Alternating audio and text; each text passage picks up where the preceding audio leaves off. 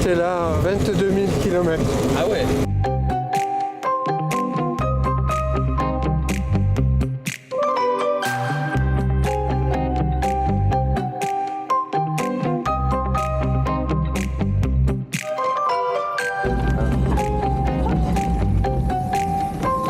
Bonjour, vous en pensez quoi?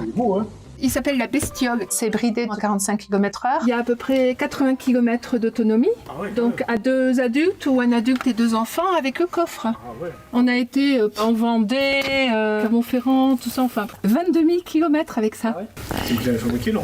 Non, c'est un constructeur et nous on est une association, on cherche des solutions de mobilité autres que la voiture pour les territoires ruraux. Ça vous tente? Ouais, c'est chouette, hein. En fait, ces véhicules, ils ont un nom, on les appelle les véhicules intermédiaires. La catégorie des véhicules intermédiaires est une vaste galaxie.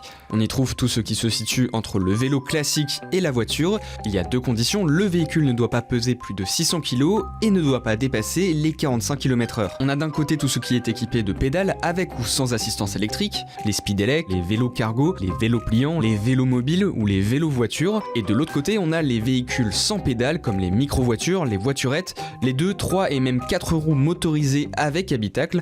À noter qu'aucun de ces véhicules ne nécessite un permis de conduire. Ah, il y a même un klaxon. Est-ce que tu peux m'expliquer un petit peu comment ça marche? J'ai déjà fait du vélo assistance électrique. Oui. C'est un peu le principe, il y a C'est 9 ça. vitesses. Ah, il y a une boîte à gants carrément. Incroyable. Les freins, c'est comme sur le vélo. Il y a une ceinture ou... Non, il n'y a pas de Il ceinture. n'y a pas de ceinture. Ok. Il n'y a pas de censure. On est parti. T'as l'assistance qui se met en route. On a besoin juste du BSR, c'est ça? Pour conduire le vélo auto. Je comprends enfin à quoi ça sert ce truc. Le BSR. Lui change de vitesse et appuie sur les pédales. Comme une voiture en débraye. C'est vraiment très confortable le côté position couchée.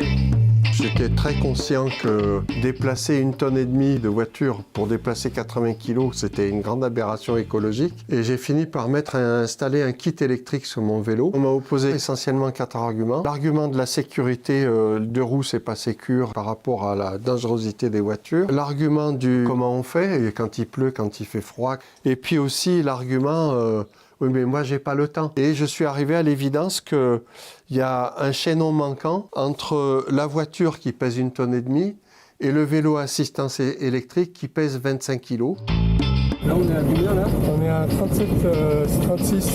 Au moins, on risque pas de se faire flasher, quoi. Ça nous laisse plus de temps pour voir les animaux qui traversent la route. Est-ce que ça t'est déjà arrivé peut-être de rentrer dans quelque chose avec ou d'avoir des dégâts un peu collatéraux ou, Alors, ça m'est arrivé en voiture, mais pas avec la bestiole. Donc ça, pour aller à Millau, ça met combien de temps à peu près? Une demi-heure. Au lieu de 20 minutes en voiture? Ça dépend à quel endroit on va de Millau. Et t'as pas trop froid l'hiver là-dedans? Pas tellement, parce que en fait, j'ai fait le carénage et j'ai fermé aussi les portes. Le fait de pédaler, ça réchauffe aussi. On peut avoir froid aux pieds, aux mains, au bout du nez, et puis voilà quoi. Ici, c'est le pare-soleil. Ça, ouais, c'est l'essuie-glace. En fait, si tu veux, c'est un essuie-glace manuel. On a rencontré le patron de l'entreprise QBX à côté de Carcassonne. Un constructeur de véhicules intermédiaires. On lui a parlé de cette idée. Il nous a dit qu'il avait déjà idée de faire un 2 places. Et en fait, ensemble, on a fait une expression des besoins qu'il a trouvée très pertinente. Une semaine après notre visite, il nous a dit « c'est bon, je bosse dessus ». Et là, on était en novembre 2019. Il y a 3 prototypes qui sont sortis de son atelier. C'est des véhicules qui ont des autorisations provisoires de rouler sur la route. Quand il pleut fort, t'es pas trop mouillé? Non, ça m'est arrivé de rouler sous une pluie battante. J'avais même pas les épaules humides. T'es devenu un pro du drift en fait. Drift, ça veut dire quoi?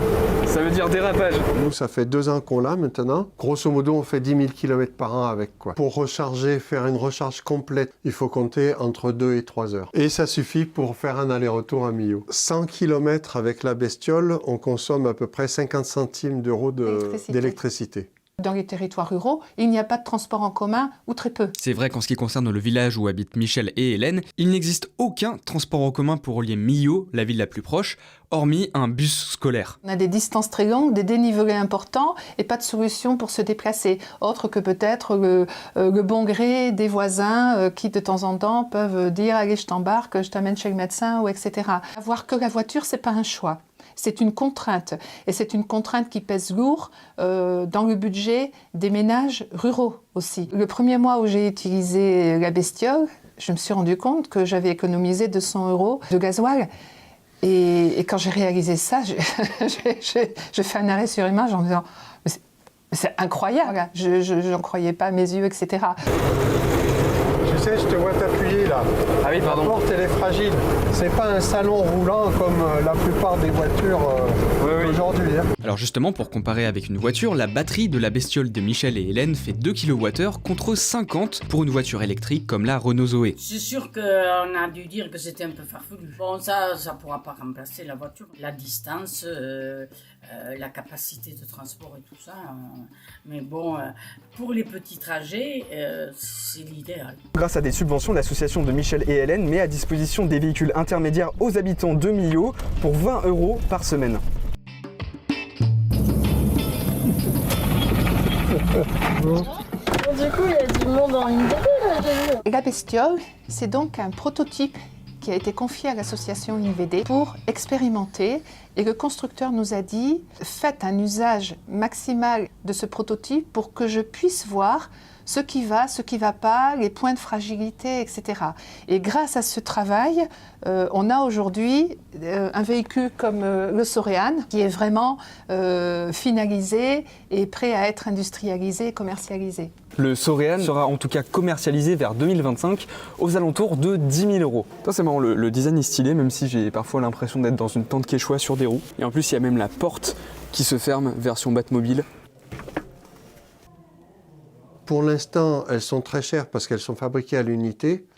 Mais le jour où elles vont être fabriquées industriellement, le prix va nettement baisser et on va avoir une démarche qui sera à la fois écologique et économique.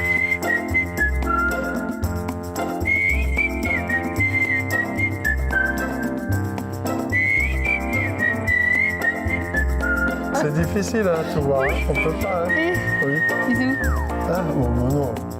Tu sens avec la limite goudron vert. J'ai trop peur de finir dans le fossé en fait.